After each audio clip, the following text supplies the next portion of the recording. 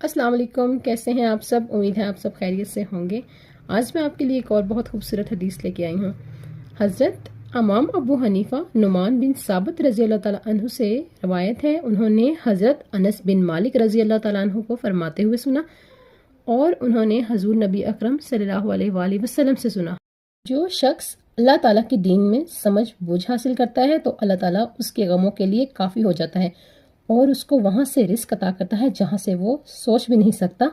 اخراج فی مسند، دین کی سمجھ عطا کرنا یہ اللہ تعالیٰ کی خاص عنایت ہے۔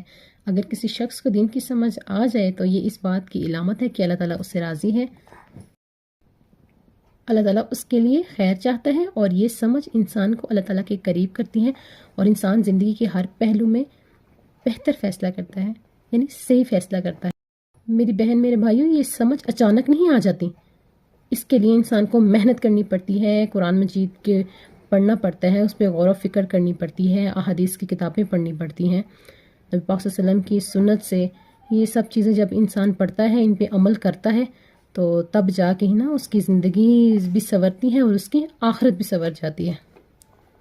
ہم سب کو دین کو صحیح معنوں میں سمجھنے کی، اس پہ عمل کرنے کی توفیق عطا فرمائے، ایسی سمجھ ہمیں حاصل ہو جو ہمیں اللہ کے قریب کر دے، گناہوں سے دور کر دے۔ جزاک اللہ خیر۔